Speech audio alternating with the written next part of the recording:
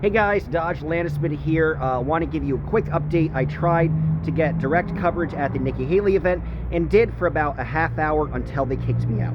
So want to explain what happened. This is the first time I've ever been thrown out at an event because I went to this Nikki Haley event. I wanted to interview some people, especially as the results came in, which luckily I did because I'm an independent YouTube journalist. So I want to go to these events, go to these candidate events, and kind of get the real perspective on the ground.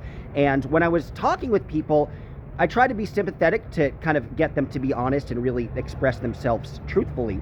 So I was very supportive of Nikki. I said, are you still fighting for her? Do you admire her values? Is she a good role model? I was as nice and as polite and as kind as can be. And I was making friends. Everybody was super sweet who I interviewed. I must have interviewed about 5 people, kind of made special connections with all of them. But then all of a sudden, this dude in a suit representing Nikki Haley's like, who are you with? And I say, oh, I just have a little independent YouTube. He's like, oh, well, if your name's on the list here, I'll walk you. This one's like, and then another woman like swoops behind this guy who's saying, I'll walk you. She's like, oh yeah, I'll walk you right to the table. I'm like, oh, it's that direction? Cool.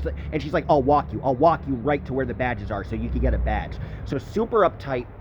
Go to the badge. I do try to bullshit a little bit. I say I'm from the Atlanta Journal-Constitution, and I'm last minute, but I also have an independent YouTube as well. And can I get an ad hoc badge? Which usually they give you, especially if they see that you're being supportive and not antagonistic towards anybody. You think that they would give you that badge, but they did not give me that badge.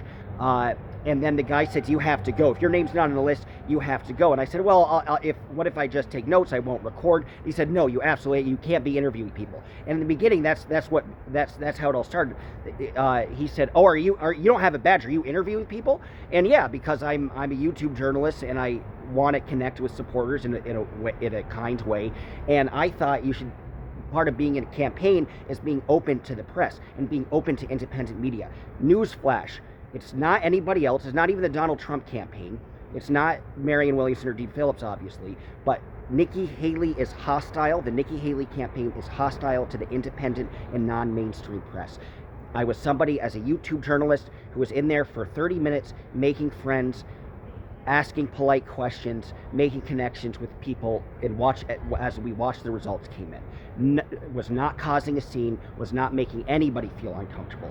But honestly, I thought a little more highly of Nikki Haley before this moment, but for them to be so on edge and so uptight really shows that she's not this accessible candidate that will connect well with the people. Her campaign is all about controlling the image, because there isn't that much authenticity there with Nikki, obviously. So they're so hyper-paranoid about controlling the image. It's only the mainstream media that will reprint their message. Those are the only type of people that they will let in this event. So guys, I did get some free food, so that was nice. And I think, and this is another thing that makes her seem not connected to the people. It looked like her event, you'd think she'd have a big rally in South Carolina and invite all her volunteers and all her supporters. This looks like a very closed event to her top donors. So I did get some free hors d'oeuvres, which was nice.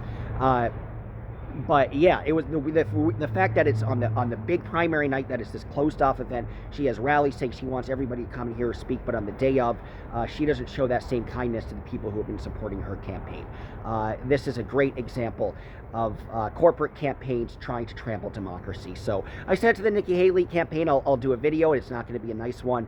Check out the live stream, my last live stream. You can see me getting thrown out. And then somebody had a conversation with the cop, and the cop said, hey, I don't want there to be more of a problem. And of course I said to the cop, okay, I'm leaving. And I gave the cop a piece of my mind. I said to the cop, obviously this is not your fault, but I want to voice that I was supportive, and certainly not going to give her supportive coverage now. And this is an example of how she's ignoring independent media and media that's honestly more truthful. I just wanted to interview people and get the truth. That's all I wanted to do.